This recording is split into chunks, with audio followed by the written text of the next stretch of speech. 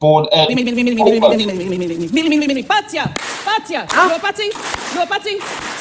I was not expecting that start. Hey. Thank you, Mr. Speaker, for indulging in me. I just want to make sure we have some Samoans in the House today. Got me there. Okay, she's Samoan. You don't know where you are going unless you know where you have come from. I repeat, you don't know where you are going unless you know where you have come from. Mr. Speaker, I am proud to be able to stand in the second reading of this member's bill to lend our support to the member, Te Ano Tui Ono, for this bill. I want to acknowledge you, my 682 brother, again for bringing this to the House. Mr. Speaker, I'm going to use my contribution to take us through the past, and my fellow members will take us through to the future. As many members know, Samoa is an archipelago of islands covering just under 3,000 square kilometres of land in the South Pacific. The population in Samoa, as of 2023, was 218,019 people. The population in New Zealand, as part of the 2023 census, is 213,069 people, over half of the Pacific population in New Zealand. Ngana Samoa is the third most spoken language here in Aotearoa, New Zealand, behind English and Te Reo Māori. Us Samoans, we are very, very proud people. We're also humble, but we're very proud. Whether that be in our homeland of Samoa or here in our new home of Aotearoa, New Zealand. We do have a close connection to New Zealand, to Aotearoa, both through our whakawhanaungatanga, with our tuakana taina relationship with tangata whenua. I will let Adrian Rurawhi argue whether he is tuakana or taina. I still believe we are tuakana, but we can leave that for another day. Also with the Treaty of Friendship. However, there have been many times in the history of New Zealand and that relationship with Samoa where that friendship has been trampled on.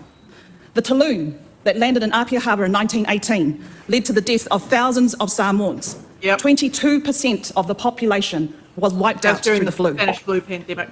The Mao movement, Mao Atu Mao Mapule, where Black Saturday on the 28th of December 1929, a movement that was brought together to protest and to organise around some of the atrocities that were happening with the New Zealand administration of Samoa. That movement was pushing for independence. Te Pua Tamasese Lofi III, this man here in white, he was assassinated on Black Saturday, December the 28th. This man is Anai Neru Levasa, former MP's great-grandfather. And next to him is my great-grandfather, Temu Laufa. Oh, I didn't know that. That is the connection to New Zealand and the Parliament and the history. The Dawn Raids, the 1970s, where Pacific people, right, Samoan, Tongan and Māori, basically if you were brown, were targeted, questioned, arrested and deported, despite the fact there was a concerted effort by the New Zealand government calling our Pacific people to New Zealand to help with manufacturing, to help fill the labour force gaps. The Privy Council case of Lessar versus Attorney General.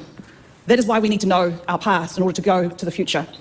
I looked to the Privy Council case of Lessar versus Attorney General, which led to the Citizenship Western Samoa Bill. And in the third reading of that bill, by the Honourable Jim McLeay, who was the Attorney General at the time, he said, equally important is the fact that for 60 years, no one believed that Western Samoans were British subjects owing allegiance to the British Crown.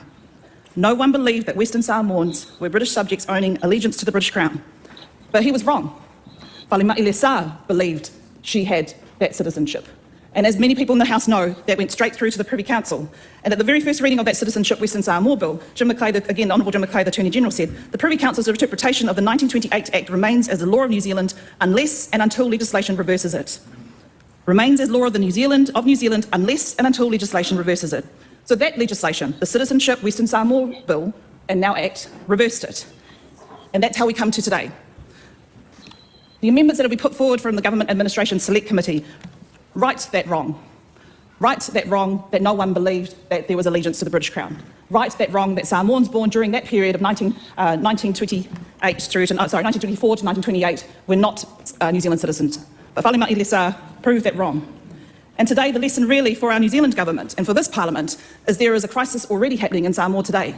Yes, we have the Commonwealth heads of government there today, but we also have one of our own Navy ships that has sunken in the reef off the coast of Safata and Safuni, that's Yongu. We need to ensure that we do not trample on the friendship again and right that's wrong. And I acknowledge that there is work being done, but please listen to the Samoan people on the ground. Please listen to those villagers who cannot fish. Please listen to those villagers who cannot put food on their families' tables. Let's ensure that we don't continue to trample on this friendship. Please listen to me, Mr. Speaker, I really wanted to ensure that this House knew the history, that we knew where we had come so that we know where we are going to. Our members will talk to the bill more in detail. They'll talk to the amendments which the Labour Party will hope through some support will continue to advocate for. We hope to get in the committee of the whole process. But I wanted to ensure that we put on the record today, Samoa is a proud people. We organised when our families were dying as a result of the influenza pandemic. Our families came together, took the dead, put them on the road, buried them. We organised then in order to save the rest of our population. Our Samoan people organised when we were not happy with the atrocities by the New Zealand administration. We organised with the Mau movement. We organised that we could get our independence. We organised with the Dawn Raids, with the Polynesian Panthers here in New Zealand, with the people in the communities and the churches that met in order to protest what was happening to our people here in New Zealand as their homes were getting raided in the early hours of the morning and as the dogs barked at their door. We organised when the Manawa Nui has been sunk in order to support our villagers who are currently experiencing this issue right now. And in the same way, we organised for this bill with over 24,000 submissions. We organised in New Zealand, we organised in Australia, we organised in Samoa, we organised in the United States. Let that be a lesson to our Parliament today.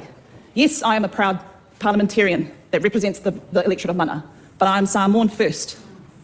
And today we will continue to organise. The Labour Party will continue to support our Samoa community as they organise around the issues that matter to them.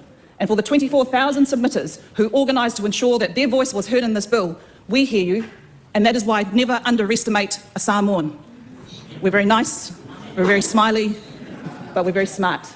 Don't mess with our thorough either. Or our corned beef.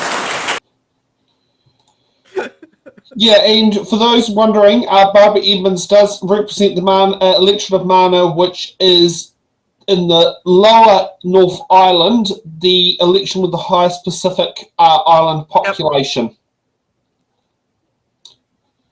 which didn't get their first Pacific Island MP actually until 2000, no, was it 1999 or 2002, which was Winnie Lavin. And has pretty much had someone of Pacific Island descent ever since. Yeah. Barbara knows how to sit there and hit it very strongly. I love listening to Barbara. She can talk anytime.